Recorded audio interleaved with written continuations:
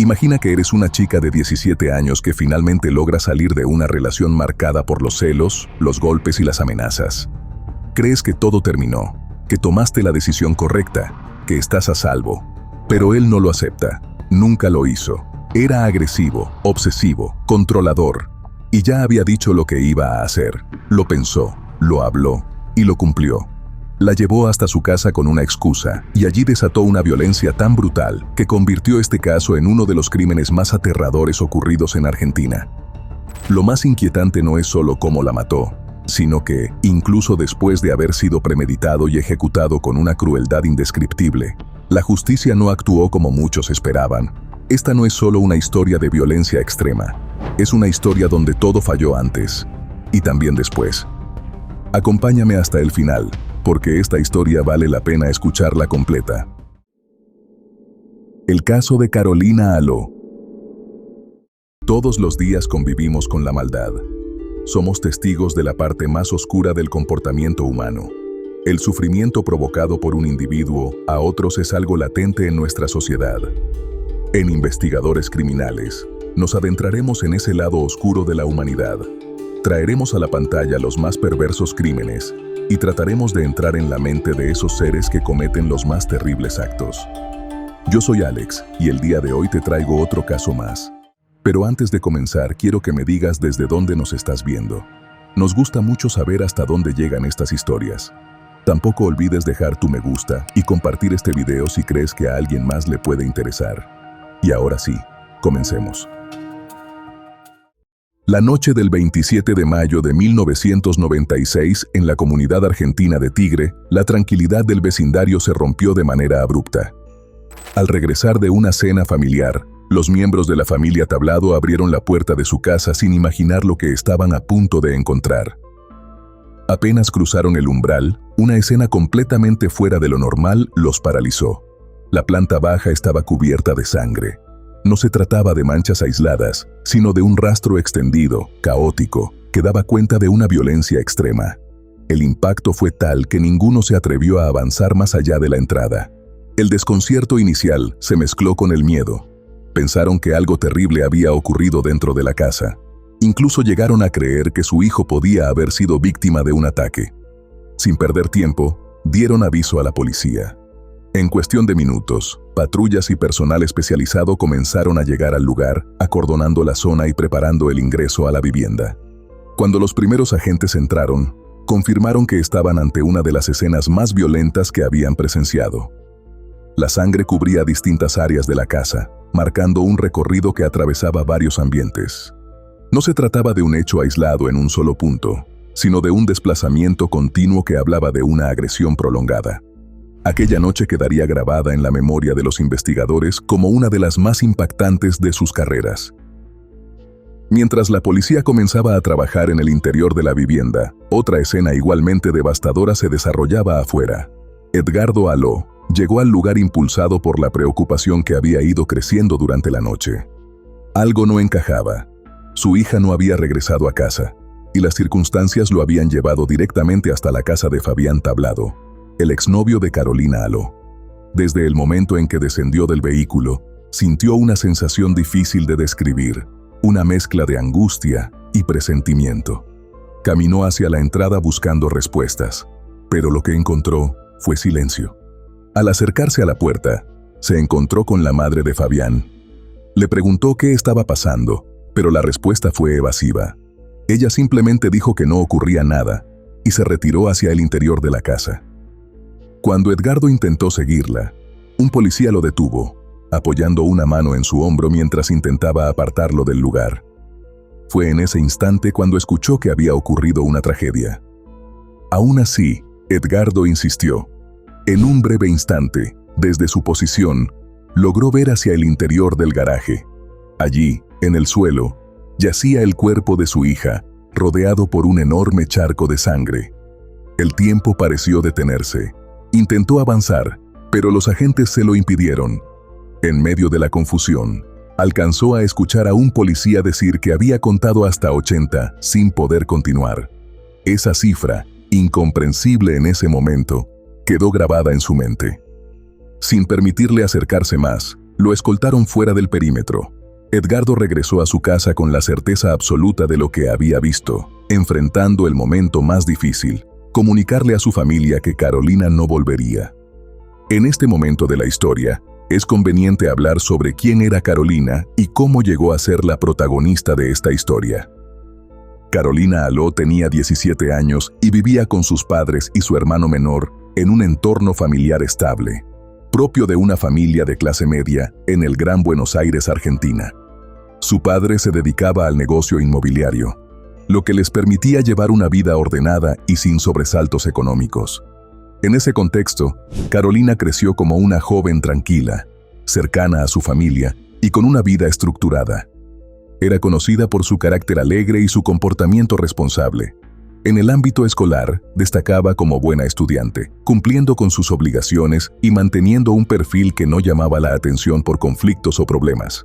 Dentro de su familia, mantenía una relación especialmente cercana con su padre, quien la veía como su niña, una joven a la que protegía y acompañaba en su día a día.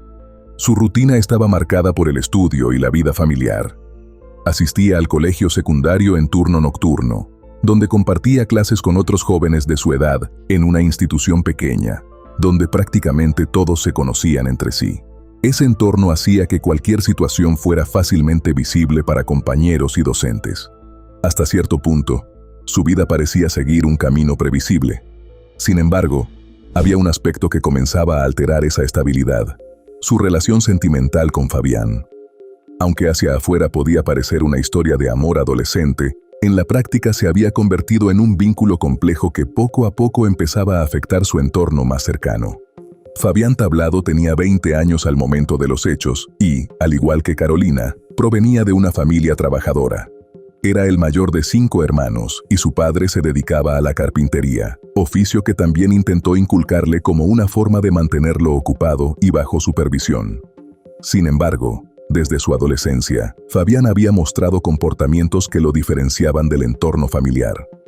Durante esos años, se vinculó con grupos de jóvenes de ideología radical, específicamente cabezas rapadas con inclinaciones neonazis. Estas compañías lo expusieron a un ambiente violento, donde las peleas eran frecuentes. No era extraño que regresara a casa con heridas producto de enfrentamientos callejeros, lo que generaba preocupación en su familia. A estos episodios se sumaba el consumo de alcohol y estupefacientes, factores que intensificaban su conducta impulsiva. Sus padres intentaron contenerlo dentro de sus posibilidades, pero nunca buscaron ayuda profesional especializada. Con el tiempo, esta falta de intervención adecuada permitiría que su comportamiento se volviera cada vez más inestable. Su relación con la familia no era armoniosa, dado que en una ocasión había agredido físicamente a su madre. Este patrón de violencia dentro del ámbito doméstico reflejaba una dificultad clara para controlar sus impulsos y una tendencia a reaccionar de forma agresiva ante conflictos. Carolina y Fabián se conocieron cuando ella tenía 14 años y él 17. La relación avanzó rápidamente y no tardaron en convertirse en pareja. Desde el inicio, el vínculo estuvo atravesado por una dinámica intensa en la que el afecto convivía con episodios de conflicto. Ambos asistían al mismo colegio, en el turno nocturno, y compartían gran parte de su rutina diaria. A simple vista podían parecer una pareja más, incluso comprometida con sus estudios. Sin embargo, dentro de la institución comenzaron a acumular sanciones disciplinarias. Llegaron a recibir 10 amonestaciones por protagonizar peleas físicas dentro del establecimiento. A pesar de que intercambiaban cartas donde expresaban afecto y apego emocional, la relación estaba lejos de ser estable. Fabián manifestaba celos constantes, lo que derivaba en discusiones frecuentes. Estas discusiones, en múltiples ocasiones, escalaban a agresiones físicas. Compañeros y amigos relataron distintos episodios de violencia. En uno de ellos, durante un baile, Fabián golpeó a Carolina con tal fuerza que la lanzó al centro de la pista frente a todos.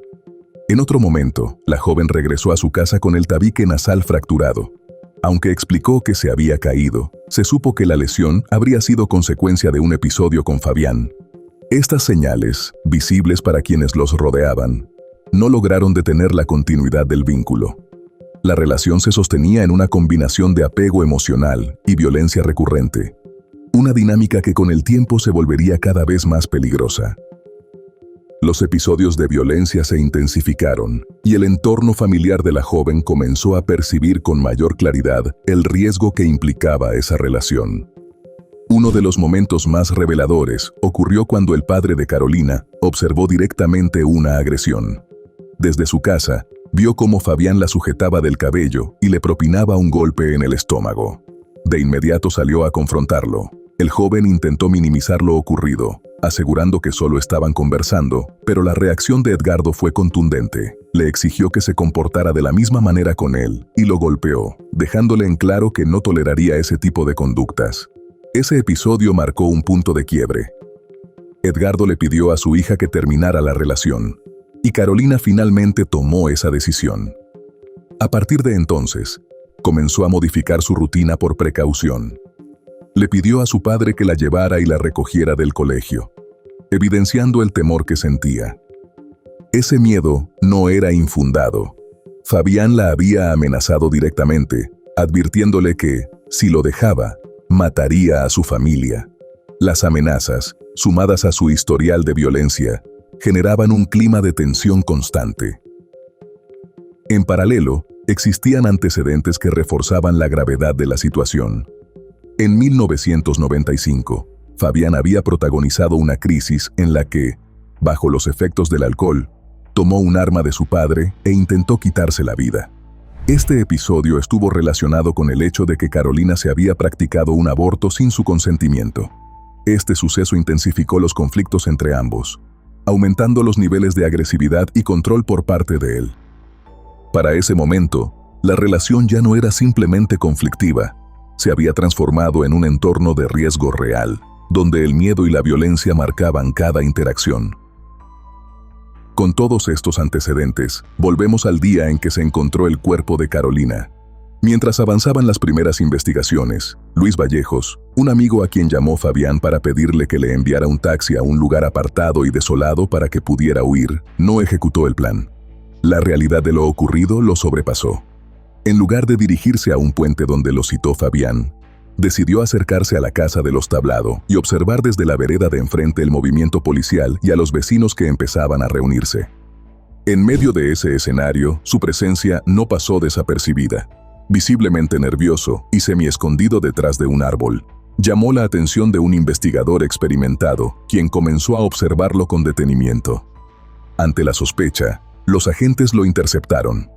Durante el interrogatorio, Luis reveló rápidamente lo que sabía: las amenazas previas de Fabián, la conversación en la que mencionó que acabaría con la vida de Carolina y el plan que habían preparado para huir.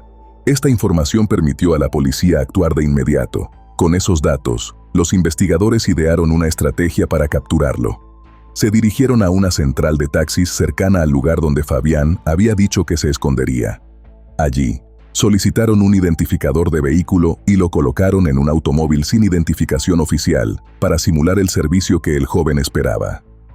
Al llegar a las inmediaciones del puente, uno de los policías descendió antes de tiempo para cubrir la zona a pie, mientras el otro avanzó hasta el punto acordado. Detuvo el vehículo y tocó la bocina 3 veces. No hubo respuesta. Repitió la señal.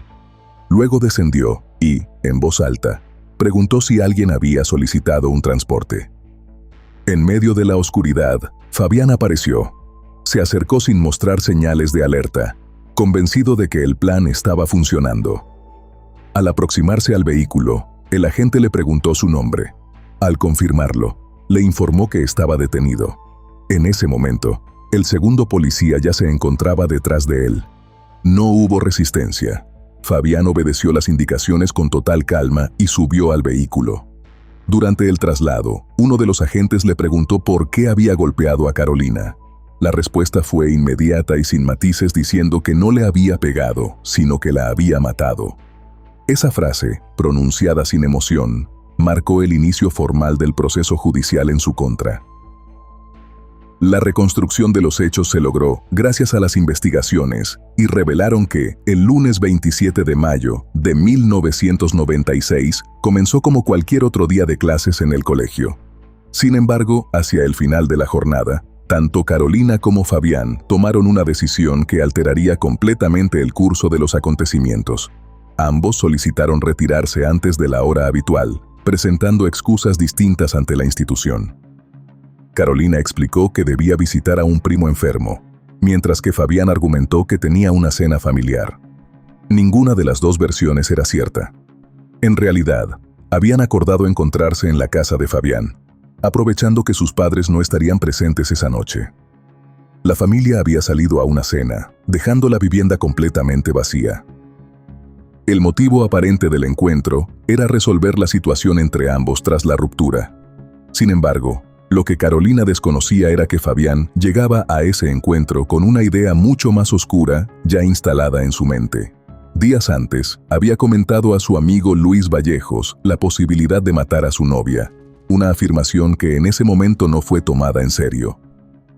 Ese mismo día, antes de salir del colegio, volvió a repetirle a Luis que iba a matar a Carolina. Incluso, cuando ambos jóvenes se retiraban del lugar, Fabián le hizo una seña a su amigo, como confirmando que cumpliría lo que había dicho. Luis, aunque inquieto, no dimensionó completamente la gravedad de la situación en ese instante. Mientras tanto, Carolina avanzaba hacia ese encuentro con la intención de cerrar definitivamente un capítulo de su vida. No hay indicios de que supiera el peligro real al que se estaba exponiendo. Para ella, probablemente, se trataba de una conversación pendiente. Para Fabián, en cambio, ese encuentro ya tenía un desenlace decidido. Una vez dentro de la casa, al principio, todo transcurrió en aparente normalidad. Ambos mantuvieron relaciones íntimas. Sin embargo, en medio de ese momento, él le expresó a Carolina su deseo de tener un hijo, convencido de que era el paso correcto para consolidar la relación. La reacción de Carolina fue inmediata y contundente. Rechazó la propuesta y lo apartó de manera brusca, dejando en claro que no compartía esa idea. Para una joven de 17 años, que ya había atravesado un aborto el año anterior, la posibilidad de un embarazo no estaba dentro de sus planes. Esa diferencia de posturas desató una discusión intensa. Mientras se vestían, la tensión aumentó rápidamente. Carolina decidió que quería irse, pero Fabián reaccionó con violencia y la golpeó. Lo que siguió fue una escalada extrema. Carolina recibió múltiples golpes mientras intentaba escapar. En algún punto, Fabián tomó un cuchillo de la cocina y comenzó a atacarla. La agresión no fue instantánea ni localizada. Se extendió por distintos espacios de la casa.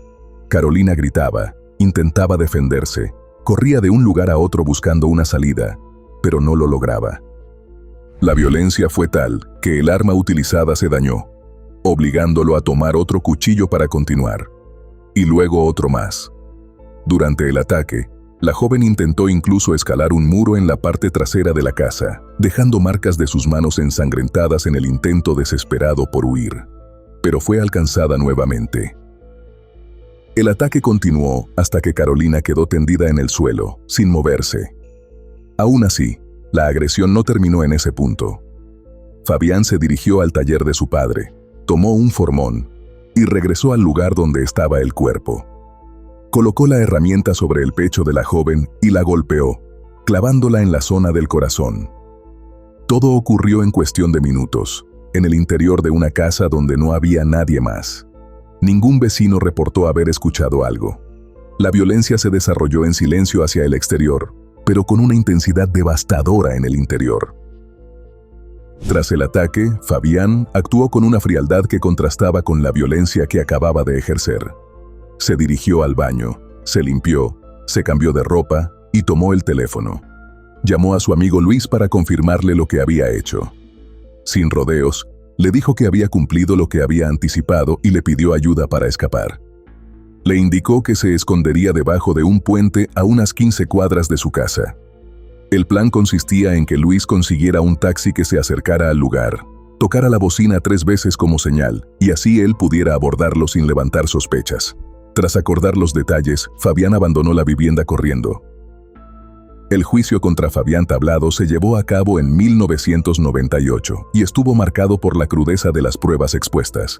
Desde el inicio, la fiscalía sostuvo que no se trataba de un homicidio común, sino de un crimen con un nivel de violencia excepcional.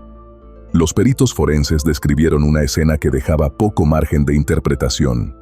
El cuerpo de Carolina presentaba 113 puñaladas. además de múltiples golpes previos y heridas defensivas en brazos y manos, lo que evidenciaba que había intentado protegerse mientras era atacada. La reconstrucción indicó que la agresión no fue instantánea. Se desarrolló en distintos espacios de la casa, con un desplazamiento constante que reflejaba un intento desesperado por escapar. A medida que avanzaba el ataque, se utilizaron varias armas, cuchillos que se dañaban por la fuerza ejercida y finalmente un formón utilizado en la fase final. Todo esto apuntaba a una violencia sostenida, difícil de encuadrar como un acto impulsivo aislado. Sin embargo, la defensa logró instalar una narrativa distinta.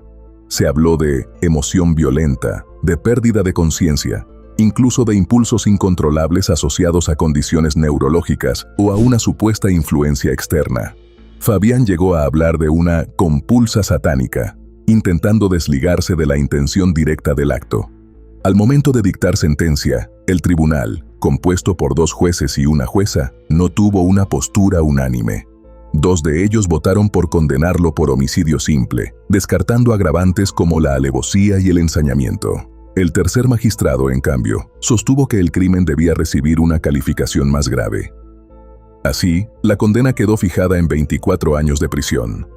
Según lo que ese mismo juez habría contado posteriormente al padre de Carolina, la jueza inicialmente coincidía con su postura de considerar el hecho como un homicidio calificado. Sin embargo, esa posición habría cambiado en cuestión de minutos. De acuerdo con ese relato, el otro juez del tribunal la llamó a su despacho y al salir, ella le comunicó que debía modificar su voto. Según esa versión, habría sido presionada con el argumento de que era nueva en la justicia y que tendrían que seguir trabajando juntos en el futuro. El fallo generó un fuerte rechazo, especialmente en la familia de la víctima.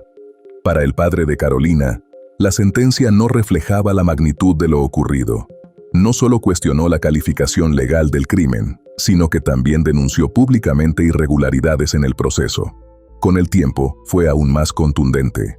Afirmó que la justicia le había dado a su familia la puñalada número 114, en referencia a una decisión que, para él, no estuvo a la altura de la brutalidad del crimen. Con el paso del tiempo, el caso quedó instalado como un ejemplo de una condena percibida como insuficiente frente a un hecho de extrema violencia. Bajo la legislación actual, con la figura de femicidio incorporada al Código Penal, un crimen con estas características habría tenido una pena mucho más severa, incluso prisión perpetua. El paso de los años no cerró el caso. Por el contrario, lo mantuvo abierto en distintos frentes. Durante su tiempo en prisión, Fabián mantuvo contacto con varias mujeres que, pese a conocer su historia, iniciaron vínculos sentimentales con él a través de cartas y visitas. Una de esas relaciones fue con Gabriela Palavecino, la cual terminó luego de que él comenzara a amenazarla, repitiendo patrones de conducta que ya había mostrado en el pasado. Más adelante, en 2007, se casó con Roxana López, una mujer a la que conocía desde antes del crimen. Con ella tuvo mellizas, mientras aún se encontraba privado de libertad. Sin embargo, la relación también se deterioró con el tiempo. Las denuncias por amenazas reaparecieron, lo que no solo provocó la ruptura definitiva, sino que además derivó en nuevas consecuencias judiciales para él. A pesar de este historial, en febrero de 2020 recuperó la libertad tras cumplir la pena impuesta, beneficiado por el sistema legal vigente en ese momento. Su salida generó un rechazo inmediato, no solo por la brutalidad del crimen, sino porque existía un historial claro de violencia posterior. Aún así, la ley lo habilitaba a salir. Desde ese momento, su situación quedó sujeta a múltiples restricciones judiciales. Se le impuso una prohibición de acercamiento extremadamente amplia respecto al padre de Carolina, llegando a fijarse un perímetro de hasta 300 kilómetros, algo poco habitual en este tipo de medidas.